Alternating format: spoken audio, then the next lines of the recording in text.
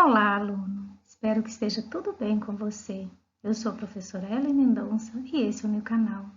Se inscreva, ative as notificações e vamos para a aula. Na aula de hoje, nós vamos continuar estudando isomeria espacial, dessa vez a isomeria óptica. Temos como objetivos da aula diferenciar isomeria espacial e plana, identificando os principais casos de isomeria óptica. Identificar um carbono assimétrico e compreender que isômeros ópticos possuem diferentes características.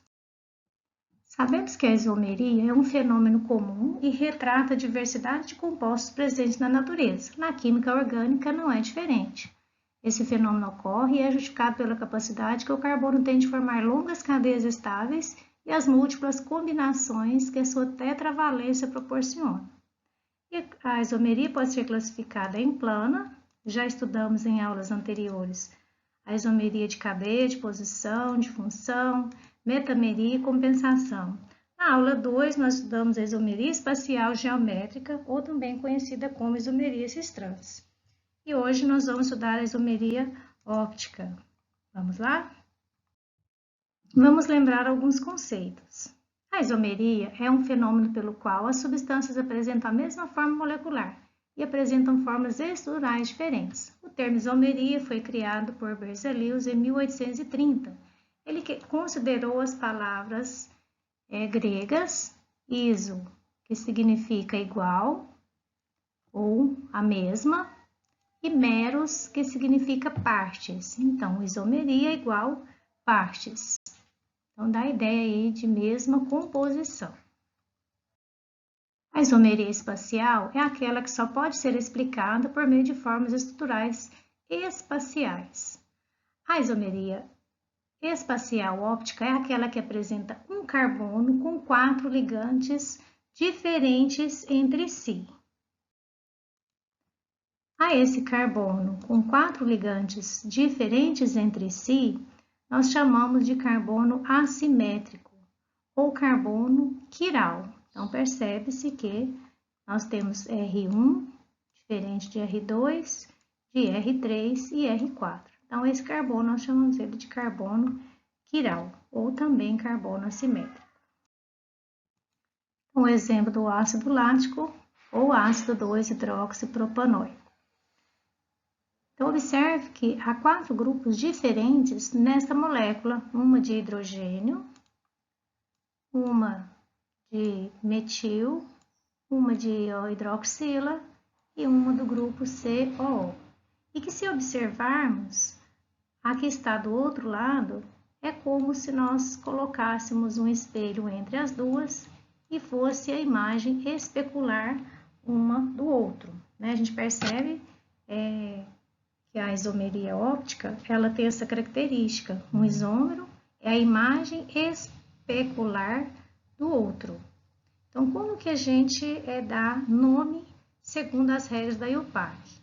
O ácido lático, ele recebe o nome D e a sua imagem especular recebe o nome L. Então, nesse caso, vai ficar D2-hidroxipropanoico e o outro isômero L2-hidroxipropanoico. Então, a imagem especular é como se um isômero tivesse a imagem invertida do outro. É como se você pegasse a sua mão direita, colocasse em frente a um espelho, você vê a imagem da mão esquerda. Então, a imagem pode se sobrepor em cima da outra. Para entendermos a isomeria óptica, vamos primeiro estudar alguns conceitos sobre polarização da luz. A luz polarizada é obtida fazendo-se passar um feixe de luz natural por dispositivos chamados de polarizadores. Um dos mais comuns é o prisma de Nicol. Então, temos aí um desenho de uma luz natural, o polarizador e a luz polarizada. Você deve estar aí perguntando, mas como diferenciar a luz natural da luz polarizada? Temos aí um desenho para exemplificar melhor. Então, a luz não polarizada é como se ela estivesse espalhando para todas as direções. E a luz polarizada, ela vai em direção a dois polos. A luz natural, que é a não polarizada, apresenta vários planos de vibração. E a luz polarizada apresenta um único plano de vibração. A isomeria óptica, ela é identificada pela polarização da luz. Então, ao utilizar a luz polarizada, fazendo-se passar um feixe de luz natural por dispositivos chamados de polarizadores, que nós falamos no slide anterior como um prisma de Nicol. Então, um exemplo esquemático para você entender. Então, tem uma lâmpada com um feixe de luz natural, é passada por um prisma de níquel, daí ela é polarizada. A partir daí, você passa essa luz na substância que você quer analisar se ela é opticamente ativa ou não. Então, nesse caso, você pode perceber que houve um desvio da luz para a direita. Então, percebe que a luz polarizada está nesse sentido, que é na vertical. Aqui está o olho do observador e você percebe um desvio para a direita. Então, esse seria uma forma de identificar se a substância é opticamente ativa.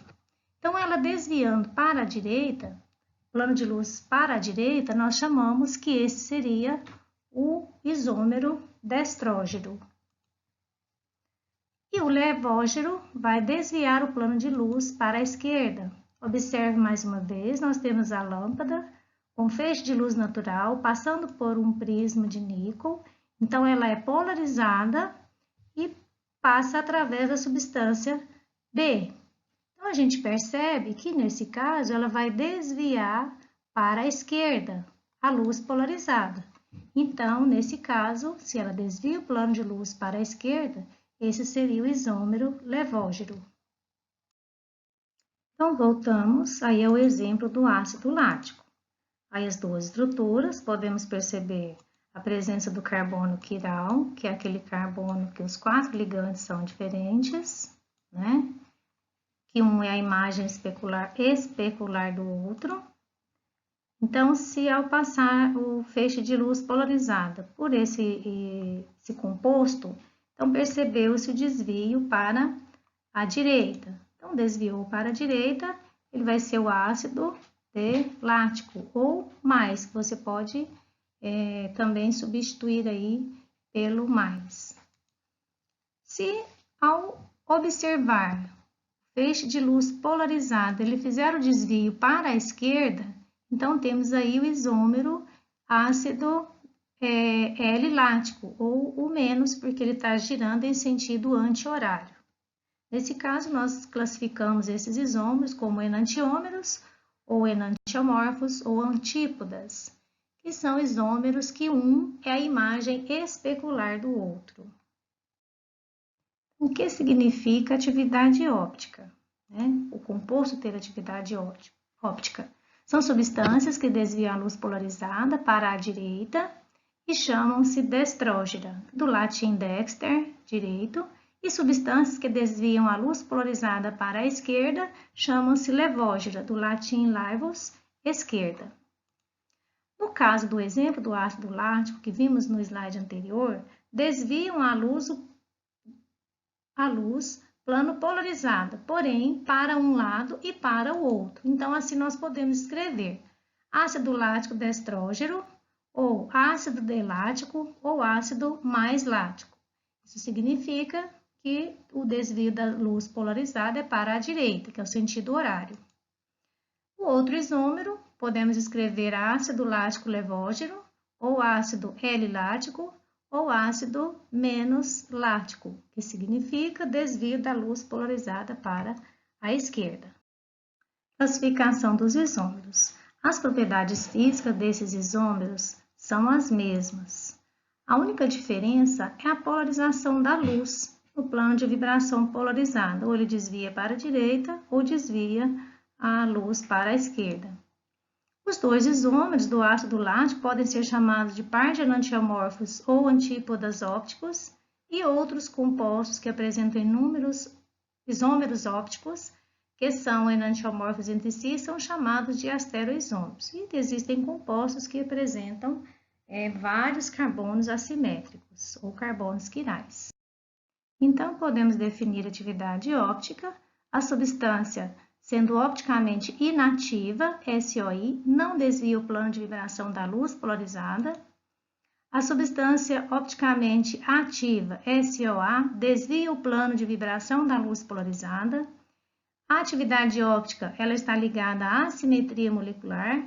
Toda substância que apresenta pelo menos um carbono quiral ou assimétrico é opticamente ativa. Temos aí um outro conceito que é a mistura racêmica, que é uma mistura formada por partes iguais dos antípodas D e L, que é uma mistura equimolar, não desvia o plano da luz polarizada e é chamada de mistura racêmica. Temos que os isômeros ópticos são aqueles que conseguem desviar o plano de oscilação da luz polarizada, já que apresentam quiralidade. No caso aí nós temos um carbono quiral, exemplo do ácido lático. Então, se ele tem pelo menos um carbono quiral, então ele vai apresentar isomeria óptica. E nós chamamos seus isômeros de isômeros ópticos. E como vamos saber quantos isômeros ópticos existem? Quantos isômeros opticamente ativos? O número de isômeros opticamente ativos que uma substância pode apresentar é dado pela relação 2 elevado a N, onde N é o número de carbonos assimétricos ou número de carbonos quirais. Naquele exemplo do ácido lático, nós temos somente um carbono assimétrico ou um carbono quiral. Então, N é igual a 1. Então, nós temos aí 2 elevado a 1, que é igual a 2 isômeros opticamente ativos. Vamos a mais um exemplo, temos aí uma estrutura um pouco maior. Vamos analisar cada um dos carbonos. Inicialmente, nós temos esse carbono como sendo o primeiro em análise. Podemos observar que os seus ligandes são todos diferentes, porque temos aqui uma hidroxila, aqui um radical metil e aqui um hidrogênio e o resto da molécula. Então, nós temos que seus 4 ligandes são diferentes. Então, esse primeiro carbono, ele é um carbono assimétrico, ou um carbono quiral. Podemos observar que o segundo carbono, que é esse carbono aqui, ele tem como ligante um hidrogênio, embaixo um Cl, o outro ligante dele é toda essa parte do composto e o outro ligante é essa. Então, também todos os ligantes desse carbono do meio, ele é um carbono, os ligantes são diferentes, então podemos considerar como sendo um carbono quiral. Da mesma forma que o último carbono também é um carbono quiral, pois todos os seus ligantes são diferentes. Então, nós temos aí quantos isômeros ativos? N é igual a 3, então 2 elevado a igual a 3, nós temos aí 8 isômeros ativos, certo? Então, chegamos aí ao fim de estudo sobre isomeria óptica, que é aquele tipo de isomeria que estuda o comportamento da substância submetida a um feixe de luz polarizada e que os compostos que apresentam esse tipo de isomeria apresentam pelo menos um carbono quiral, que é um carbono com 4 ligantes diferentes. E podemos calcular a quantidade de isômeros opticamente ativos com a fórmula 2 elevado a N. Então, finalizamos aí a nossa aula, espero que você tenha gostado. Se você gostou, deixe seu like. E se você tiver alguma dúvida, registre nos comentários que irei ajudar. Então, para você, um grande abraço que ficou comigo até aqui.